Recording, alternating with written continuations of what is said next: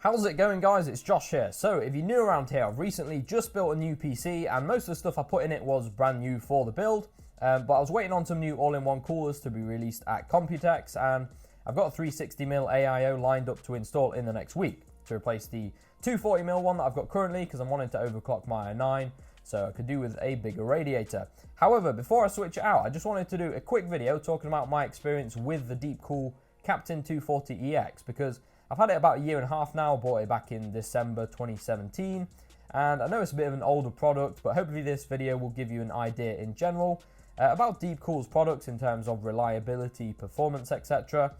Now, yes, they are a lesser known brand, and I can totally understand why some people might be skeptical about purchasing something like an AIO from a brand like this, because let's be honest, it's the sort of thing that you really don't want to go wrong, and they sometimes do go wrong. Anyways, here we go. So the main reason I went for this cooler in the first place was pretty much just because it looked cool. I'm a big fan of Iron Man, and it kind of reminds me of an arc reactor, the design and the way it kind of slowly pulses. I also really like that piece of tubing that comes out the center of the CPU block. I've never really seen that on any other coolers, and it kind of gives like a true custom water-cooled look, since the only other time you really see clear tubing is on custom water loops. Now, there's actually a few models of the Captain cooler around now. The one I got was one of the earlier generations. It's not RGB, it's just a white LED. There's no controls or anything either. It kind of just pulses away slowly on its own. There is a black version of the Captain 240EX2. That one has a red LED. And of course, there's an RGB version now as well. So they've got all bases covered. Another reason I went with this AIO, it's white, both the CPU block and the radiator, and there's not many options out there when it comes to white AIOs, and I'm all for that black and white aesthetic. Not to mention it's a neutral colour, so it's flexible in terms of colour schemes. It will go with just about anything. Installation was really straightforward. It comes with quite a range of different accessories for different CPUs.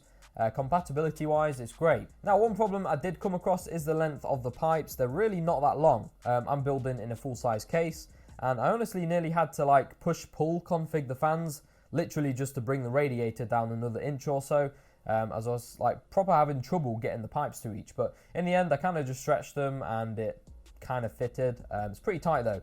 So yeah, just bear that in mind. If you're building in a big case, the pipes are a little on the short side. Moving on, the fans. And now I didn't put them in the new PC build because I'm using Corsair fans, but I did use them in my old system for a good while, and yeah, they were alright. They don't feel super cheap or anything like that, and I would say they're perfectly adequate for most uses. They are PWM fans, which in most cases is a plus. Finally then, reliability and performance. It's been brilliant. No problems at all in the year and a half that I've used it. The pump's nice and quiet as well. Now, this all-in-one cooler was actually a replacement for an ID Cooling Auraflow that I had before, which the pump failed on, so I'm glad that this one has stood the test of time. Fun fact, my PC was running for about a month with a failed pump before I realised what was going on. Games were stuttering and I was having a weird lag. And then I finally thought, maybe I should check the CPU temps, and what do you know, it was rocking at about 105 degrees. It was back when I had an i5, and surprisingly it still worked afterwards, but yeah, it didn't smell too good when I took the side off. Anyway, thermals on this thing. Now, I'm not Steve from Gamers Nexus, so I don't have any complex graphs to show you, unfortunately, but I do get an idle temp of around 35 degrees, although my room is always like pretty hot. It's kind of in the roof, so I get like all the heat from the rest of the house, plus all my electronics probably don't help. Stress tests around the 75 degrees mark, which again is totally within normal parameters. Now, I know some people are super into this kind of thing, which is fair enough, but I'm just giving more of a general consumer review. Yes, this product does keep my CPU cool. But for me personally, a lot of it's about aesthetics and reliability, both of which get a 10 out of 10 from me. And I'm glad that Deepcool are getting a bit more well known nowadays. They make some really cool stuff, not to mention great value as well. They're often among the cheapest when it comes to nice looking all-in-one coolers.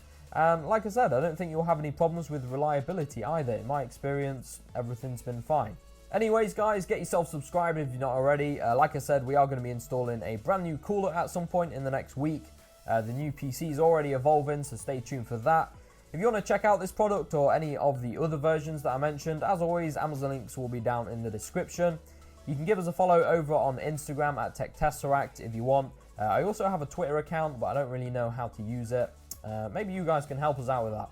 But anyway, thanks for watching today, guys. I'll catch you all in the next one.